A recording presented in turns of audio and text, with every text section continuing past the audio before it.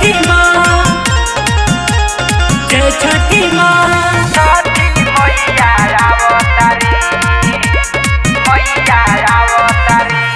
हिंदू के सबसे महान हवे परब, सुनिए बलम हम छठ पूजा करब।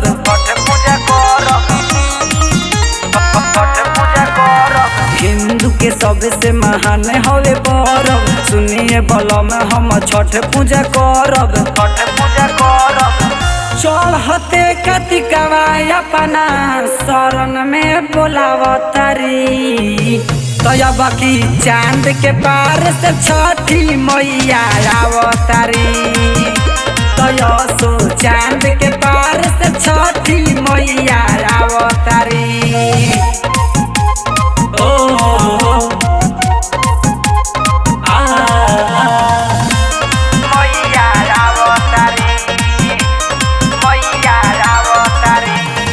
भूखब हम पिया करम व्रत हो, नरियल फलावा से देह बरग हो।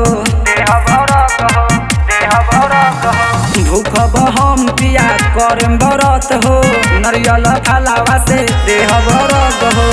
देव के दुलारी सब कर मन हरसावतारी, तब की चांद के पार से छठी मैया आवतारी।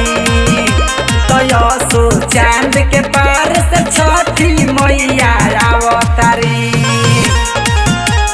जय छठी माँ, जय छठी माँ।